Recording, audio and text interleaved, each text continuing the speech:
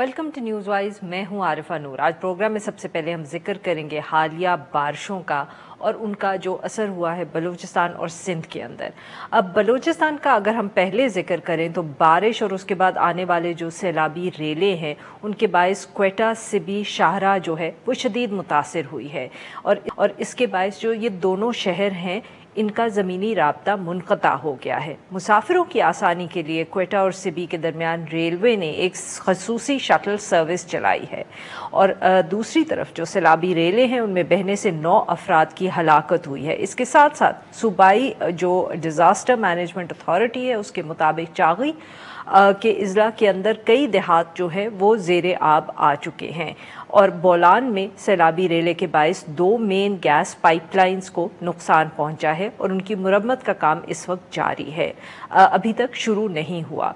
बलूचिस्तान के अजला मस्तूंग, पशीन, ज़ियारत को गैस की सप्लाई बदस्तूर बंद है और क्वेटा में भी शहरियों को गैस सप्लाई का मसला दरपेश है। सैलाबी रेलों में कई मवेशियों के बहने, कच्चे मकानों की दीवारें गिरने और फसलों को नुकसान पहुंचने के भी इतलात आ रही हैं। इसी हवाले से गुफ्तगू करने के लिए हमारे साथ मौजूद है लियाकत साहब, ये तर्जुमान है बलूचिस्तान के। Welcome to the show sir. शहबानी साहब, सबसे पहले तो ये बताइएगा कि वार्निंग तो गालबन आई थी कि इस तरह की बारिशें होंगी या ये था कि you were taken by surprise, आपको अंदाज़ा नहीं था कि इतनी तेज़ और बारिश जो है वो होगी? जी, सरप्राइजिंगली, अनएक्सपेक्टेडली तवक्कुआ से ज़्यादा तेज़ बारिशों का हमें सामना रहा। एक आध अजला में 278 मिलीमीटर तक भी बारिशें रिकॉर्ड की गई।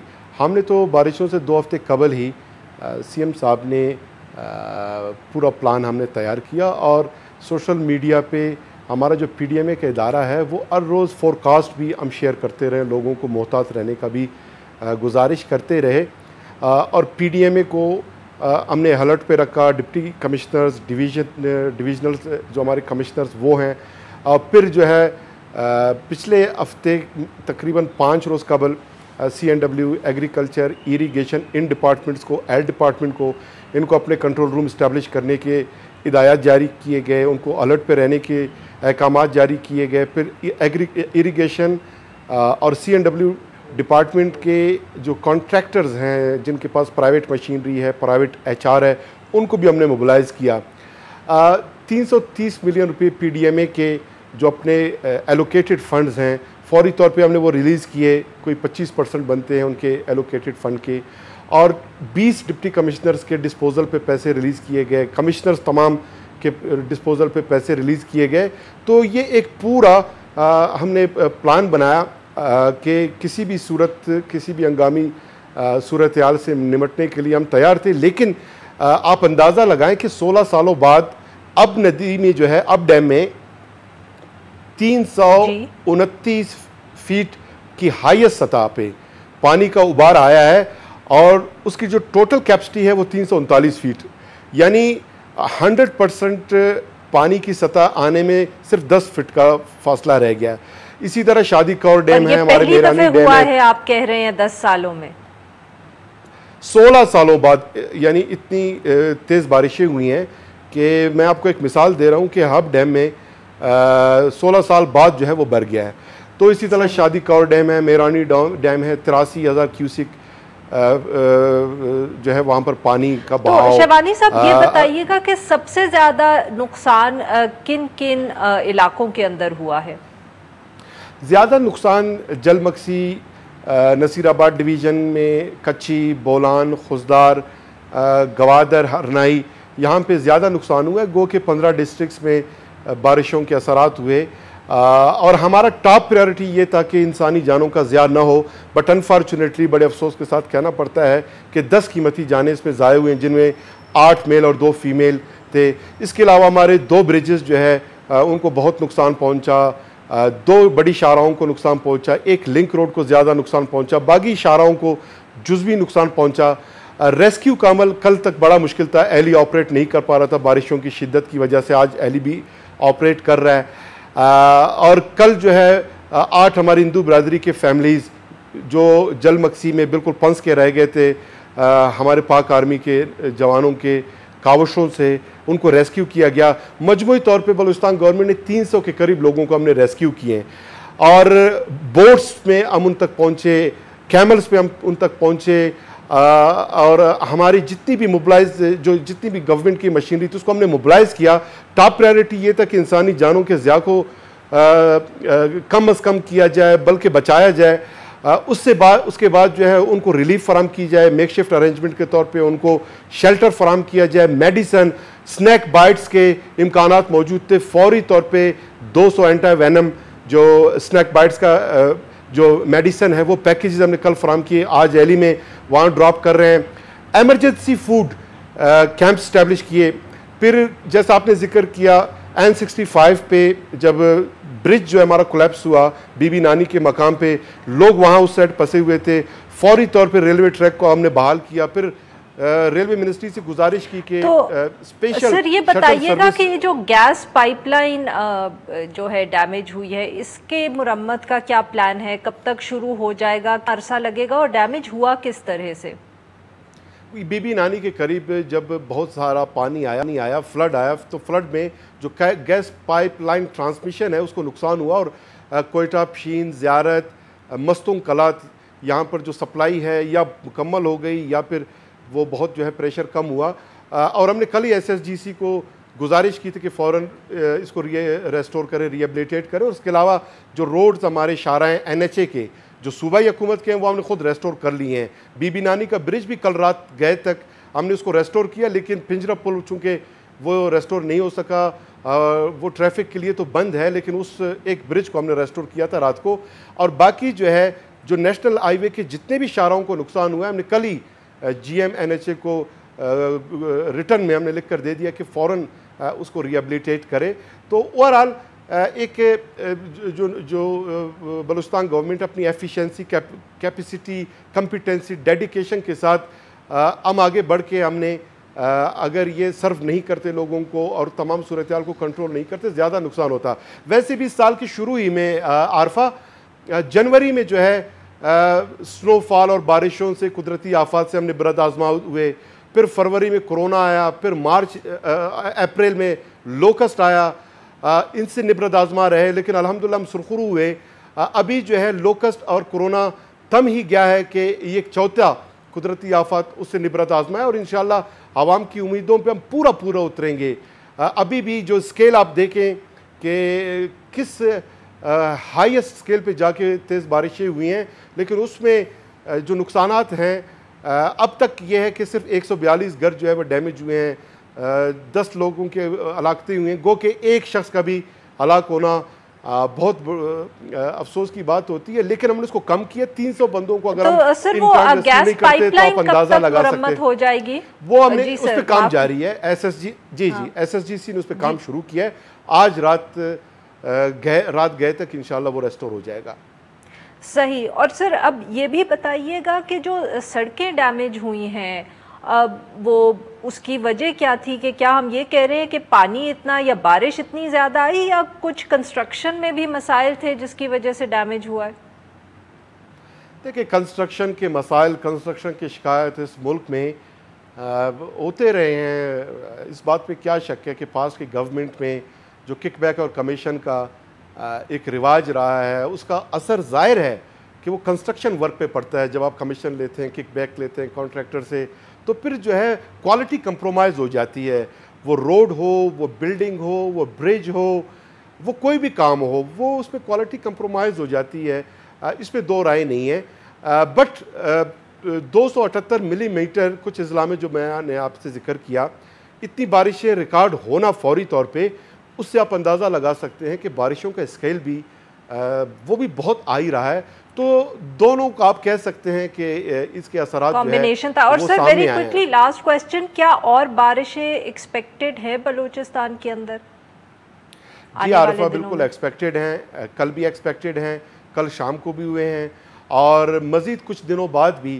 چونکہ یہ مونسون کا جو فورتھ سپیل ہے نہ صرف بلوچستان, سندھ, پنجاب کے کچھ ایریاز بلکہ سب کانٹیننٹ کے بہت سارے ممالک میں جو فورکاسٹ آ رہی ہے اس کے مطابق اس ہفتے کے آخر میں بھی مزید جو ہے فورکاسٹ کیا جا رہا ہے کہ بارشیں ایکسپیکٹڈ ہیں. बहुत बहुत शुक्रिया सर, आपने हमसे बात करी। यहाँ पे लेंगे एक छोटा सा ब्रेक, और जब हम ब्रेक से वापस आएंगे तो हम बात करेंगे सिंध की। Stay with us.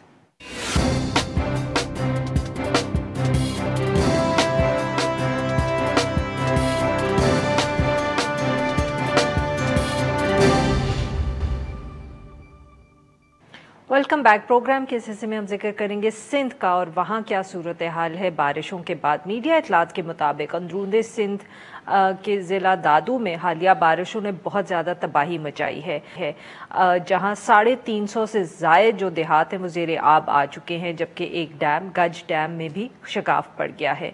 इलाका मकीनों के मुताबिक 1 लाख के करीब आबादी की तहसील जोही के डूबने का भी खतरा पैदा हो गया है, जबकि सैलाबी रेले का रुख अब मंचर के इलाके की तरफ हो चुका है। इस हवाले से बात करने के लिए हमारे साथ मौजूद हैं कुर्बान बलोच साहब, ये दादू से ताल्लुक़ रखने वाले मुकामी सहाफ़ी हैं। Welcome to the show sir. कुर्बान साहब, बताइएगा इस वक्त दादू के अंदर क्या सूरत हाल है? जी, इस वक्त जो गाज नदी के से जो पानी आया था जोही की तरफ या उसकी एरिया में, वो पानी तो अब उतर चुका है, लेकिन जो डैमेज हुआ है वो बहुत ज़्यादा है, क्योंकि गाज में जो पानी आया है गैर मामूली पानी था, और उसकी वजह से उसका जो डाइवर्जन जो बंद था वो टूट गया था, जिसकी वजह से जो तारीखी जो गांव थे वो बहुत मुतासिर हुए हैं। लोगों की जो घर गिर गए हैं, उसके साथ साथ जो इंफ्रास्ट्रक्चर है वो तबाह हुआ है। उसके साथ साथ जितना ये पानी आया है उसके वजह से एक शदाद कोट से लेके मंछर तक एक एफपी बंद है, जिसको फ्लड प्रोटेक्शन बंद कहा जाता है। वो बंद इसलिए बांधा गया था कि खीरथर रेंज से जो बलूचिस्तान से जो बारिशों का पानी आए उसको रोका जा सके और उसको मंछर में डाइवर्ट किया जाए और वहाँ से इंडस में उसको दाखिल किया जाए। तो इस मरतबा काफ़ी सालों के बाद वो एफपी बंद 5 जगहों से टूट गया है, जिसकी वजह से जोही के साउथ एरिया में जो गांव थे, और वो एरिगेटेड एरिया है जो अब मुतासर हुआ है, वो वहाँ अब बहुत सारे गांव घर गिर गए हैं, लोग अभी भी फंसे हुए हैं। और बदकिस्मती की बात यह है कि तकरीबन 48 घंटे हो गए हैं, लेकिन उसके बावजूद जो मुतासरीन तक अभी तक जो रिलीफ जो ऑपरेशन है या रेस्क्यू ऑपरेशन है वो पहुंच नहीं सका है। आज भी दोपहर को मैंने वहां बात की है, क्योंकि मेरा ताल्लुक उसी एरिया से है। हालांकि जब पानी आया तो मैं वहां मौजूद नहीं था, लेकिन उसके बावजूद मेरे रिश्तेदार वहां रहते हैं, मैं वहां पला बढ़ा हूँ। तो बहुत पैथेटिक सूरत हाल है इंफ्रास्ट्रक्चर के हवाले से, रेस्क्यू के हवाले से। तो सर ये बताइएगा कि अभी तक इमदाद क्यों नहीं पहुंची, कोई वजह मालूम हुई है? ये बहाना ये किया जा रहा है क्योंकि उसके इमदाद पहुंचाने के लिए जो एक तो ये पॉसिबल था कि जो रोड इंफ्रास्ट्रक्चर था उसके थ्रू वहां पहुंचाया जा सकता था, लेकिन जो ये एफपी बंद टूटा तो रोड जो इंफ्रास्ट्रक्चर है वो सारा टूट गया, या तो टूट गया या लोगों ने अपने घर बचाने के लिए उसको तोड़ा है। तो इसकी वजह से वो ब्रीच हुए हैं, जिसकी वजह से कोई गाड़ी आप किसी चीज़ों को जो इमदादी सामान है उसको आप मूव नहीं कर सकते, मुंतकिल नहीं कर सकते। हालांकि लोग ये कह रहे हैं कि वहाँ अब उनको हेल्थ फैसिलिटी की ज़रूरत है, पीने के पानी की ज़रूरत है, क्योंकि जहाँ पानी के ज़खायर थे पीने के हवाले से वो कंटिमेंटेड हो गए हैं और हेल्थ फैसिलिटी लोगों को नहीं मिल रही है, जिसकी वजह से लोग बहुत परेशान हैं। तो सर ये क्या पहले मालूम था, कोई इत्तला थी कि यहाँ ये सूरत हाल होगी और उसके लिए कोई पहले से कदम नहीं उठाए गए, कोई इक़दाम नहीं किए गए?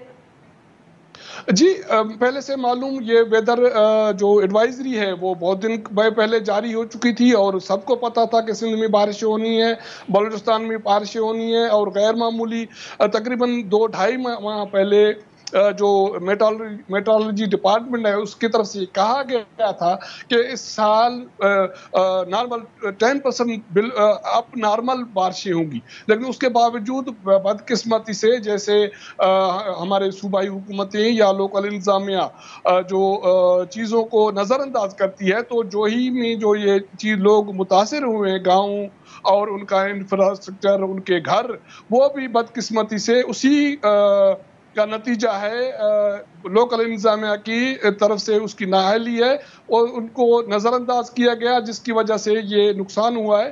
اور میں آپ کو یہ بھی بتا دوں کہ یہ گاج جو ریور ہے، ریور آپ کو کہیں ہم لوکلی اس کو نئی ندی کہتے ہیں کیونکہ بارشوں کا پانی وہاں سے آتا ہے، تو 10 سال 12 سال کے بعد یہ غیر معمولی فلو وہاں رہتے ہیں، لیکن اس کے باوجود میں آپ کو یہ بتا دوں کہ اسی ایریا میں اس پانی کو کنٹرول کرنے کے لیے 2009 میں ایک گاج ڈیم پروجیکٹ شروع کیا گیا تھا، ابھی تک اس کا 50% بھی کام مکمل نہیں ہوا، اور اس کے لیے سندھ گورنمنٹ بھی ذمہ دار ہے، تو فیڈرل گورنمنٹ بھی ذمہ دار ہے، کیونکہ لوگ متاثر ہوتے ہیں، انتظامیہ کے لیے تو کمائی کا راستہ کھلتا ہے، ابھی بھی وہاں متاثر لوگ ہوئے ہیں اور انتظامیہ ابھی بھی وہاں کمائی کا راستہ بنائے گی۔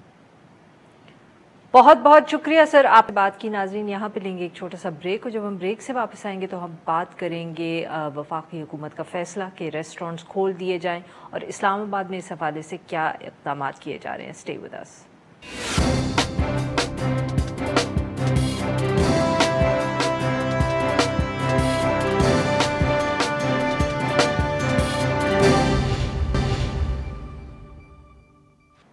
Welcome back. پروگرام کے سلسلے میں ہم ذکر کریں گے وفاقی اور صوبائی حکومتوں کا جو یہ فیصلہ ہے کہ ریسٹورنٹس کو کھولنے کی اجازت دے دی جائے۔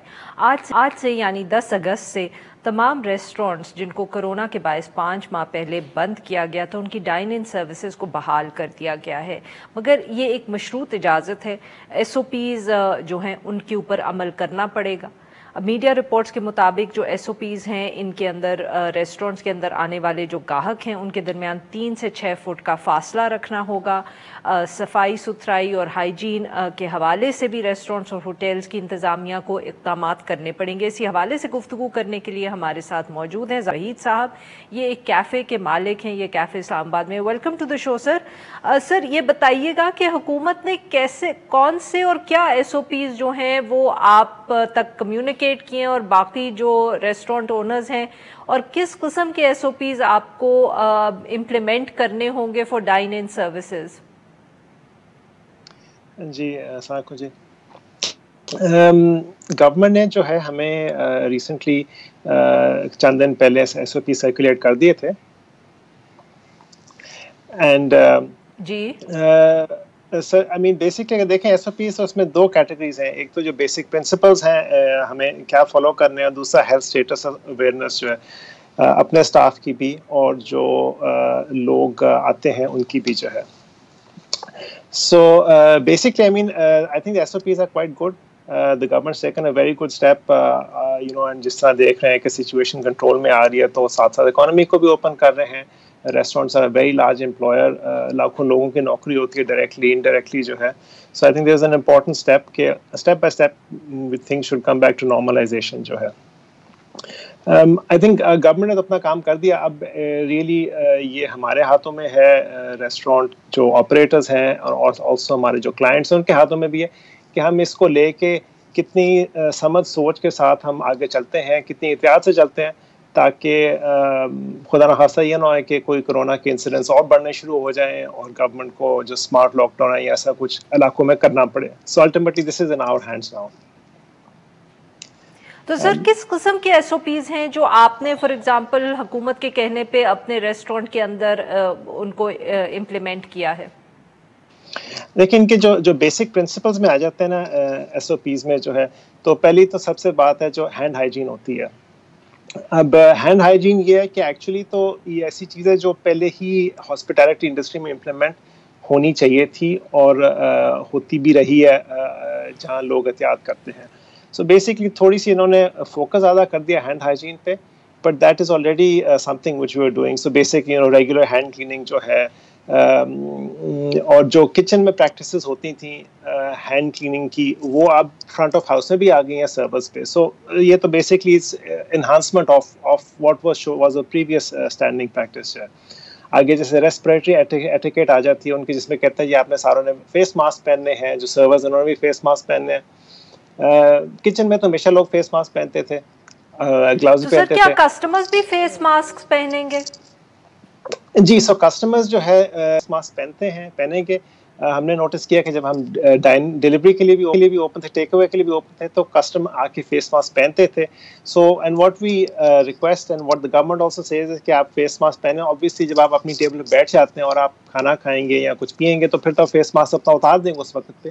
بٹ ادروائز جب آپ آگے چل رہے ہیں, گزر رہے ہیں ایک دوسرے کے تب آپ فیس ماسک پہن کے رکھیں.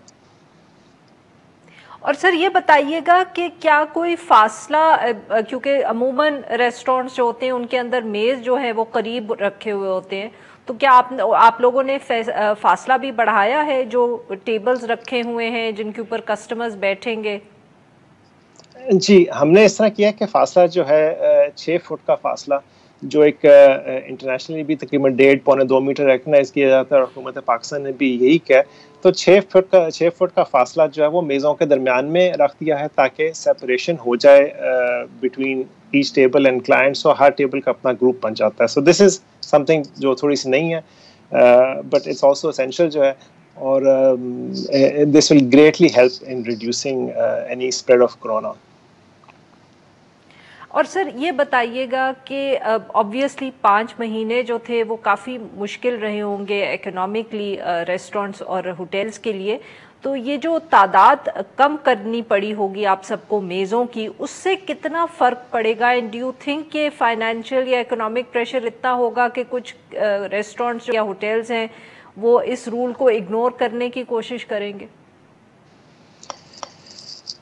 دیکھیں, فائنینشیل پریشر تو پہلے بھی تھا, اب بھی پچھلے جب سے مارچ سے جب سے لاک ڈاؤن شروع ہوا ہے. اینڈ مطلب آئی وڈ سے کہ دس از ناٹ لائک کوئی جادو کی چھڑی تو نہیں ہے کہ آل آف سڈن آپ یہ کھولیں گے تو سارا کچھ نارمل ہو جائے گا. آپ کیپیسٹی بھی کم کی ہے, لوگ جو ہیں وہ بھی گھبرائیں گے, کچھ لوگ جلدی آئیں گے, کچھ لوگ گھبرا کے نہیں آئیں گے اتنا جلدی. سو آئی تھنک کہ جو فائنینشیل سچویشن ہے اور جو پریشرز ہیں وہ تو کنٹینیو کریں گے. اب اس پریشر میں آپ تھوڑا سا شارٹ ٹرم ویو لے لیں, زیادہ ڈیسپریٹ ہو جائیں کہ جی ہم نے ایس او پیز فالو نہیں کرنے. ایک تو اس کے ایک چیز ہوتی ہے کہ گورنمنٹ آپ کو آ کے اگر انسپیکٹ کرتی ہے تو بند کر سکتی ہے. دوسری چیز ہے اگر آپ انسپیکشن میں نہیں بھی آتے تو ایونچولی یہ ہوئے گا کہ اگر خدا نخواستہ وہاں وائرس اسپریڈ کرنا شروع ہو جائے تو وہ then may be you might come in smart lockdown. So I think اس ٹیمپٹیشن سے سارے ریسٹورینٹس کو بچ کے رہنا چاہیے کہ ہم ایک بالکل شارٹ ٹرم گین کے لیے جو ملک کی اسٹیبلٹی کے لیے جا رہے ہیں اس کو آپ واپس ریورس کیا نہ لگ جائے اس کا. سر یہ بتائیے گا کہ پچھلے 5 مہینوں کے اندر جو یہ ریسٹرکشنز رہی ہیں ڈائن ان کی, اس کی وجہ سے ہاسپٹیلٹی انڈسٹریز میں کتنے ایسے بزنس یا ریسٹورینٹس ہوں گے چاہے اسلام آباد یا کنٹری وائڈ جو پروبیبلی بند ہو گئے ہیں؟ کیونکہ بہت سے لوگ یہ بھی بات کر رہے تھے کہ اب کافی ایسی جگہیں ہیں جو شاید کھل ہی نہ پائیں کیونکہ 5 مہینوں کا جو نقصان تھا وہ اس کو کور نہیں کر پائے ہوں گے. جی نیڈ ایسی ہی بات ہے, اسپیشلی وہ لوکیشنز جنہوں نے کرائے پہ جگہ لی ہوئی ہیں اور ان کی کوئی کمپرومائز یا ان کے لینڈ لارڈس کے ساتھ کچھ نہیں ہوا تو آف کورس وہ بھی ان کے سر پہ چڑھ جائے گا.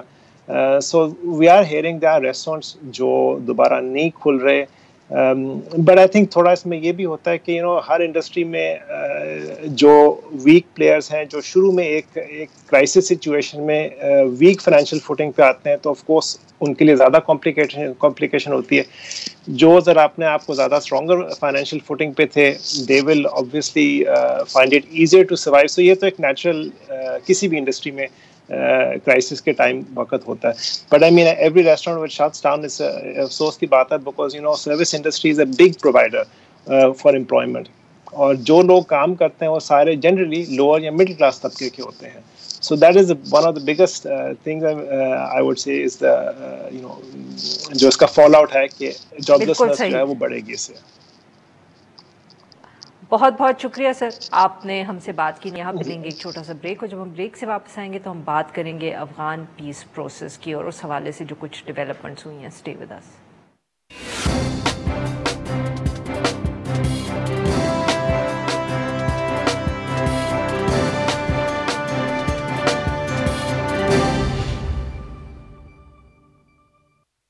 Welcome back. پروگرام کے آخر میں ہم ذکر کریں گے افغان طالبان اور افغان پیس پروسیس کا. افغانستان کے اندر ایک جرگہ ہوا، لویا جرگہ، اور اس کے اندر جو 400 طالبان قیدیوں کی رہائی کا معاملہ تھا اس کی منظوری دے دی گئی ہے. اور اب افغان طالبان یہ کہہ رہے ہیں کہ اگر یہ 400 قیدی جو ہیں ان کو رہا کر دیا گیا تو اس کے 10 دن کے اندر اندر جو انٹرا افغان ڈائیلاگ ہے وہ شروع ہو جائے گا. اسی حوالے سے گفتگو کرنے کے لیے ہمارے ساتھ موجود ہے رحیم اللہ یوسف زئی صاحب. یہ ایک سینئر تجزیہ کار اور ماہر افغان امور ہیں. ویلکم ٹو دا شو سر. رحیم اللہ صاحب، یہ بتائیے گا کہ یہ جو 400 قیدیوں کا معاملہ کب سے پھنسا ہوا تھا، تو یہ پھر کیسے فیصلہ ہوا کہ ایک لویا جرگہ کیا جائے گا اور اس سے اجازت لی جائے گی کہ ان قیدیوں کو رہا کر دیا جائے؟ دیکھیں، ایک تو یہ جو قیدی تھے 5000 طالبان قیدی اور 1000 سرکاری قیدی طالبان کی قید میں، ان کو تو 10 مارچ کو رہا ہونا تھا جو دوحہ میں ایگریمنٹ ہوا تھا، یعنی 10 دن کے اندر، لیکن 4 مہینے لگ گئے. اور اس میں پہلے افغان حکومت نے انکار کیا کہ وہ تو معاہدے میں شریک بھی نہیں ہیں، وہ کیوں طالبان کو رہا کریں. پھر انہوں نے کچھ قیدیوں کے اوپر اعتراض کیا. یہ 400 قیدی جو ہیں یہ افغان حکومت کے بقول سنگین جرائم میں ملوث ہیں، اور ان کا مقدمہ چل چکا ہے، ان کو سزا ہو چکی ہے. اشرف غنی نے کہا کہ یہ میرے اختیار میں نہیں ہے، اس لیے اس نے پھر فیصلہ کیا کہ ایک مشاورتی لویا جرگہ بلائیں گے، اور 3200 لوگوں کو اکٹھا کیا، سیاسی لوگوں کو، قبائلی عمادین کو، سرکاری افسران، سول سوسائٹی، اور پھر ان سے رائے لی ہے. اکثریت نے کہا کہ ان کو رہا کر دیں. تو ابھی اختیار تو اشرف غنی کو مل گیا ہے اور وہ ان کو رہا کرنے والے ہیں. لیکن میں سمجھتا ہوں کہ اگر وہ مشاورتی لویا جرگہ نہ بھی بلاتے اور رہا کر دیتے تو میرے خیال میں کوئی زیادہ ان کے اوپر تنقید نہ ہوتی، بلکہ اس کو سراہا جاتا کہ ایک بڑی رکاوٹ ہے بین الاقوام مذاکرات میں، اس کو دور کر دیا گیا ہے. لیکن چلیں، یہ ایک سیاسی فیصلہ تھا، اور کم از کم یہ ہوا کہ اتنے سارے افغان نمائندے اکٹھے ہوئے، اور نہ صرف طالبان قیدیوں کی رہائی کا فیصلہ ہوا بلکہ جو امن مذاکرات ہو رہے ہیں اس کے بارے میں بھی حکومت نے ان کی رائے طلب کی تھی. صحیح. تو سر اب یہ بتائیں کہ یہ اب فائنلی ہم کہہ سکتے ہیں کہ اگلے 10 دنوں کے اندر ہمیں کوئی حرکت نظر آئے گی جلد ہی؟ ایک تو اول ہے کہ یہ جلد ہی قیدی رہا ہو جائیں گے. اب افغان حکومت کے پاس کوئی جس کو کہتے ہیں کہ سپیس نہیں ہے کہ وہ اور تاخیر کریں اس معاملے پہ. اور اس کے بعد پھر 10 دنوں کے اندر آپ کو نظر آ رہا ہے کہ جو ڈائیلاگ ہے وہ قطر میں شروع ہو جائے گا. دیکھیں، میرے خیال میں ابھی ان کے پاس دونوں فریق جو ہے ان کے پاس کوئی بہانہ نہیں ہے. وہ آخری بڑی رکاوٹ دور ہو گئی ہے. ہم یہ رہے ہیں، کابل سے اطلاع آ رہی ہے کہ شاید 16 اگست کو یہ مذاکرات قطر میں شروع ہو جائیں. ابھی تاریخ کا اعلان نہیں ہوا، لیکن یہ ہے کہ مذاکرات تو ابھی اسی مہینے میرے خیال میں شروع ہو جائیں گے. اب اس میں ظاہر ہے ایجنڈا طے ہوگا، اور پھر یہ باقی اصول طے ہوں گے. یہ ہم نہیں کہہ سکتے کہ اس کا کوئی وقت مقرر ہوگا. حالانکہ زلمی خلیلزاد کہہ رہے تھے کہ وہ چاہتے ہیں کہ اس سال کے آخر تک یہ معاہدہ طے پا جائے، کیونکہ ان کی خواہش ہے ٹرمپ انتظامیہ کی کہ امریکہ کے صدارتی انتخابات سے پہلے یہ معاملات طے ہو جائیں، اور ٹرمپ یہ دعویٰ کر سکیں کہ انہوں نے ایک بڑے پرانے مسئلے کو 19 سالہ جنگ کو ختم کیا. تو میں سمجھتا ہوں کہ کافی توجہ ہے، کافی فوکس ہے.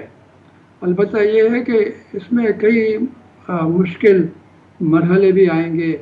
طالبان کے اپنے مطالبات ہیں، افغان حکومت کے مطالبات بھی ہیں، तो उनको फिर यकजा करना रहीमुल्लाह पड़ेगा। साहब माफ करिएगा आपकी हम बात काट रही हूँ, आपने अभी भी जिक्र किया कि एजेंडा तय होना है मीटिंग्स का, तो सर यहाँ सबसे ज्यादा ताखीर हो सकती है या मामलात जो हैं वो ख़राब हो सकते हैं? बिकॉज ऑब्वियसली अफ़गान हुकूमत जो है इस वक्त एक हुकूमत चला रही है, जबकि अफ़गान तालिबान की गालिबन डिमांड ये होगी कि इस पूरे सेटअप को तब्दील किया जाए।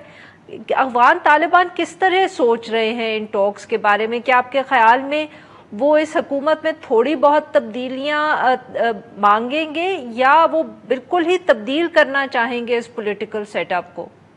देखिए, अफ़गान तालिबान ने अभी तक जो उनका लाअमल है उसका जिक्र नहीं किया कि वो क्या उनके मुतालबात होंगे। वो तो अमूमी बात करते हैं कि अफ़गानिस्तान में शरीयत होनी चाहिए, आइन में तब्दीली होनी चाहिए और ये जो गैर मुल्की कब्ज़ा ख़त्म होना चाहिए, वो तो इस तरह की बात करते हैं। बाकी जो मामलात हैं कि ये हुकूमत रहेगी नहीं रहेगी, निगरान हुकूमत बनेगी और क्या तालिबान निगरान हुकूमत का हिस्सा बनेंगे, क्या तालिबान जमहूरियत और इंतखाबात में हिस्सा लेंगे, ये सारी बातें मुज़ाकरात में तय होंगी। अफ़गान हुकूमत जो है उसका मुतालबा ये होगा कि पहले जंग बंदी की जाए और तालिबान मेरे ख़्याल में उसको फ़ौरन नहीं मानेंगे, क्योंकि वो समझते हैं कि उनके पास ताकत है और उसके ज़रिए उन्होंने आपको मनवाया है और वो जंग बंदी आखिर में जाकर शायद करें या मामला तय हो जाए या मामला तय होने के करीब हो जाए। लेकिन मैं समझता हूँ कि दोनों के मुतालबात बड़े मुख्तलिफ हैं, इसलिए मैं कह रहा हूँ कि ये बहुत बड़ा एक मुश्किल मरहला होगा। बहुत बहुत रहीमुल्लाह साहब, आपने हमसे बात की। नाजरीन, आज के लिए बस इतना ही। Will be back tomorrow at the same time.